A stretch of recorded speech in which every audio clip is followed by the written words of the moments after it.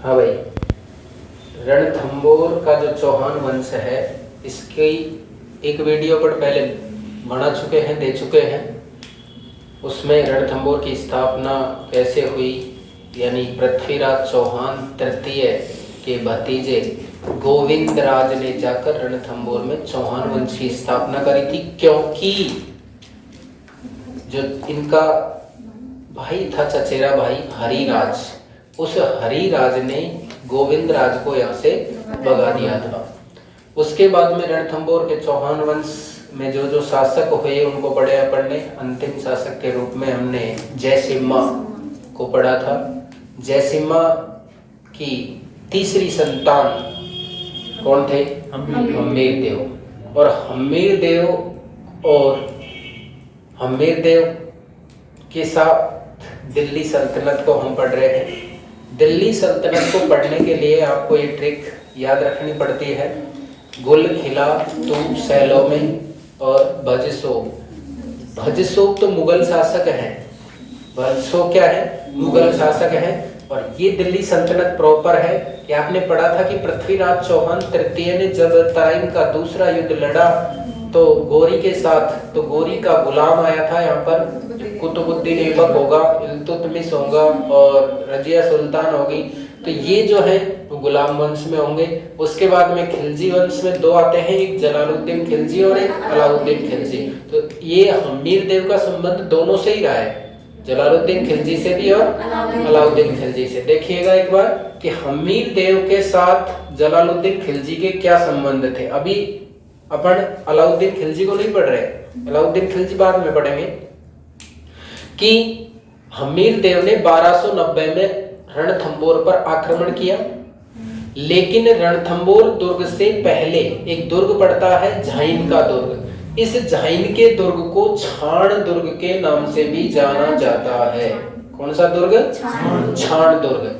तो इस झाइन दुर्ग को रणथंभौर दुर्ग की चाबी, रणथंभौर दुर्ग की कुंजी और रणथंभौर दुर्ग की यानी कहा जाता है। मतलब अगर आपको रणथंभौर जाना है या रणथंभौर को जीतना है तो ये तो कंपलसरी जीतना ही पड़ेगा। ये तो प्री दुर्ग है, उससे पहले का दुर्ग है। तो जलालुद्दीन खिलजी ने क्या किया कि इस दुर्ग पर तो अधिकार कर लिया। कौन से दुर्ग पर? झाइन के दुर्ग पर तो अधिकार कर लिया, लेकिन रणथंभौर दुर्ग को जब नहीं जीत पाया तो उसने कहा कि मैं मुसलमान के ऐसे तो 10 किलो को भी मैं मुसलमान के बाल के बराबर भी नहीं समझता। कि कहने के पीछे एक इतनी बड़ा रहस्य कि ये कभी भी हार नहीं मानते थे। यहाँ हार गया है, रणथंभौर दुर्ग नहीं जीता है, लेकिन फिर भी क्या कह रहा है कि ऐसे तो 10 किलो को मैं मुसलमान के एक बाल के बराबर भी नहीं समझता। उसके बाद में 1292 में जलालुद्दीन खिलजी ने पुनः अभियान करवाया। इस अभियान का उल्लेख तारीख एक फिरोज शाही में मिलता है। तारीख एक फिरोज शाही किसने लिखी है? जियाउद्दीन बर्नी। इसके अलावा जलालुद्दीन और अलाउद्दीन खिलजी के दोनों का एक इतिहासकार है जिसका नाम है अमीर खुसरो। अमीर खुसरो ने भी इस असफल प्रयास का वर्णन अपनी पुस्तक में किया है। अब ये बात बड़ी इंटरेस्टिंग है कि अलाउद्दीन खिलजी जो थे, अलाउद्दीन खिलजी खुद जलालुद्दीन खिलजी का क्या था? भतीजा था। लेकिन जलालुद्दीन खिलजी अभियान में व्यस्त था और अलाउद्दीन खिलजी पीछे से यानी जो जलालुद्दीन खिलजी की क्या थी? पुत्री, जेके की पुत्री थी कौन? चिमना। उस चिमना से यानी जलालुद्दीन खिलजी की जो पुत्री है चिमना से अलाउद्दीन खिलजी क्या कर लेता है? प्यार करता है। और इस दौरान यानी जेके तो बाहर है, तो क्या करता है उसके बाद में जब जेके आता है तो वो जेके की क्या कर देता है? हत्या कर देता है। जेके की पुत्री है कौन? चिमना। इसको यहां से हटा दे, यहां से लगा दे चाहे। ये तो जेके का भतीजा है और ये जेके की पुत्री है। अलाउद्दीन खिलजी तो क्या था? जेके का भतीजा। अलाउद्दीन और चिमना क्या थी? जेके की पुत्री। ये दोनों इसकी हत्या करके, किसकी? जलालुद्दीन खिलजी की हत्या करके इससे क्या कर लेते हैं? निकाह। निकाह यानी शादी कर लेते हैं। और उसके बाद में जलालुद्दीन खिलजी को मारकर अलाउद्दीन खिलजी शासक बनी गया। तो जब इसके उद्देश्य क्या थे, यानी अपने चाचा और अपने ससुर की हत्या करने के बाद अलाउद्दीन खिलजी का उद्देश्य है नंबर 1, जो रणथंबोर गया था जलालुद्दीन खिलजी, तो वो हार कर आया था वहां से, उस हार का क्या लेना? बदला लेना। और अलाउद्दीन खिलजी अपने आप में क्या था? एक महत्वाकांक्षी शासक था। अलाउद्दीन खिलजी क्या चाहता था? अपना साम्राज्य विस्तार। महत्वाकांक्षा का पता आगे चलेगा, ध्यान देना। अलाउद्दीन खिलजी के 3 सेनापति याद रखने पहले आपको, एक तो उलुग खां, एक नुसरत खां और एक महमूद शाह। ये महमूद शाह, इल्चक, कमरू और बर्क, ये सारे के सारे मंगोल सेनापति हैं।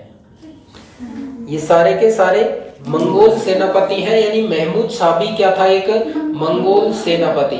इनके बारे में अगर बात करें तो इनके बारे में कहा जाता है कि उलुग खां और नुसरत खां कौन थे? ये इसी के ही भाई थे जो सेनापति के रूप में कार्य कर रहे थे। होता क्या है आगे सुनो। इधर हम्मीर देव जो है, हम्मीर देव क्या कर रहा है? कोटि जतन यज्ञ कर रहा है। तो कोटि जतन यज्ञ के दौरान वह मुनि व्रत में मौन था। कौन? हम्मीर देव। हम्मीर देव के 2 सेनापति याद रखने हैं आपको, एक तो भीम सिंह और एक धर्म सिंह। यानी इधर भी सेनापति और इधर भी सेनापति। सेनापतियों के बीच में 1299 में मुठभेड़ होती, ठीक है। 1299 में जब आपस में युद्ध होता है तो इस युद्ध में भीम सिंह जो हम्मीर देव का सेनापति है, भीम सिंह को अपने ऐसे याद रखेंगे कि भीम सिंह ये मान तक सकते हैं कि अपन थोड़ा घमंडी था, भीम उस तरीके का था। तो इसकी इस युद्ध में क्या हो जाती है? मृत्यु हो जाती है और धर्म की जय होती है, यानी धर्म सिंह जीत जाता है। ये बात समझ में आ जाएगी, याद रखना कंपलसरी है, इनको पूछेगा ये, ठीक है। पहला जो मुठभेड़ हुई है, पहले युद्ध हुआ है, उसमें कौन मरा है? भीम सिंह। इधर क्या होता है कि इसके जो सेनापति हैं, सेनापति कौन कौन? एक तो उलुग खां, नुसरत खां और एक महमूद शाह। तो महमूद शाह इस युद्ध में नहीं आया है। इसको कैसे समझेंगे? ध्यान से समझना, एक छोटी सी स्टोरी कि इस युद्ध से पहले अलाउद्दीन खिलजी के 3 सेनापति उलुग खां, नुसरत खां और महमूद शाह गुजरात अभियान पर जाते हैं।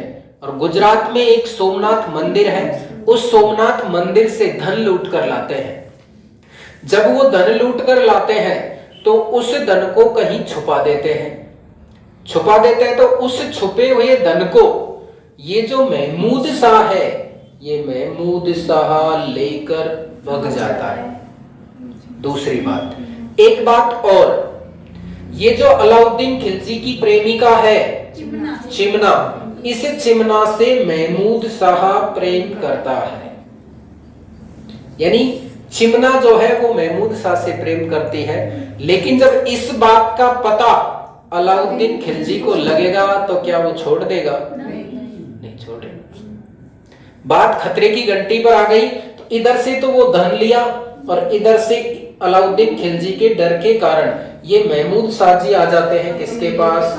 हम्मीर देव के पास। वहां से डरकर किसके पास आ गया? हम्मीर देव के पास। हम्मीर देव ने इनको क्या दी? शरण। बात समझ में आ गई। और हम्मीर देव ने उसी शरण के कारण, आपको बताया गया है पहले भी मैंने, क्या कि सिंह सुवन सतपुरुष वचन कदली फले एक बार, क्रिया तेल हमीर हठ चढ़े न दूजी बार।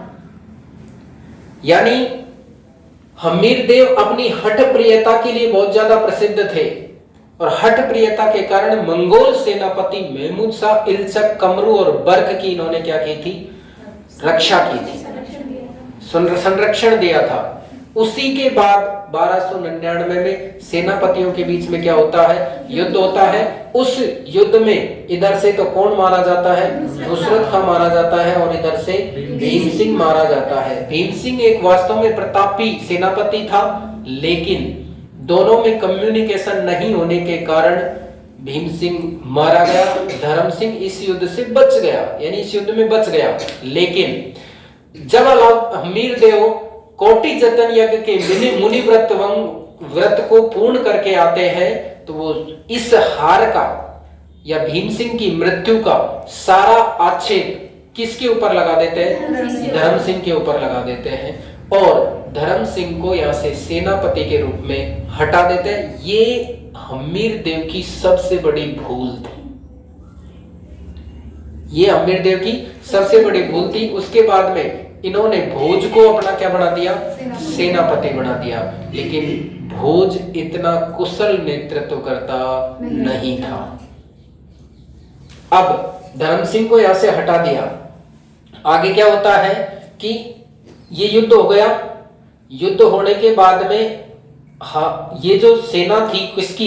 ये सेना अलाउद्दीन खिलजी की सेना, ये अलाउद्दीन खिलजी की सेना हारकर और भागने लगी थी। हालांकि भीम सिंह इसमें मर गया, लेकिन फिर भी अलाउद्दीन की सेना हारकर भागने लगी थी। लेकिन उसी दौरान अलाउद्दीन खिलजी का एक छोटा सेनापति था जिसका नाम अलफ खां था। अलफ खां ने दोबारा नेतृत्व किया और वापस से रणथंबोर दुर्ग पर आक्रमण किया उसी समय लौटती हुई सेना ने। और उस दौरान यानी हिंदुवाट घाटी में ये युद्ध हुआ और उसी दौरान इस हिंदुवाट घाटी के दौरान ही नुसरत खां की क्या हुई थी? मृत्यु हुई थी।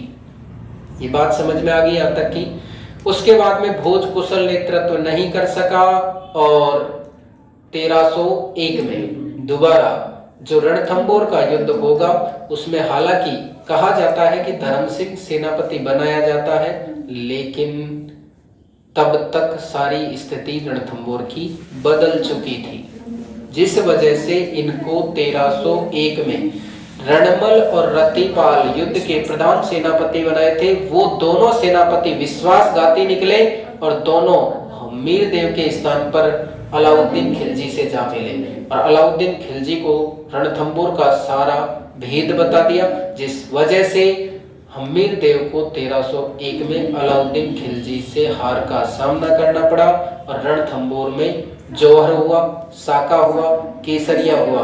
वही रणथंबोर दुर्ग का पहला साका, पहला जौहर और पहला केसरिया था। राजस्थान का एकमात्र जो जल जौहर था जिसमें हमीर देव की पत्नी रंगा देवी और पुत्री पद्मा ने पद्मला तालाब में कूदकर जौहर किया। ये राजस्थान का पहला जौहर था।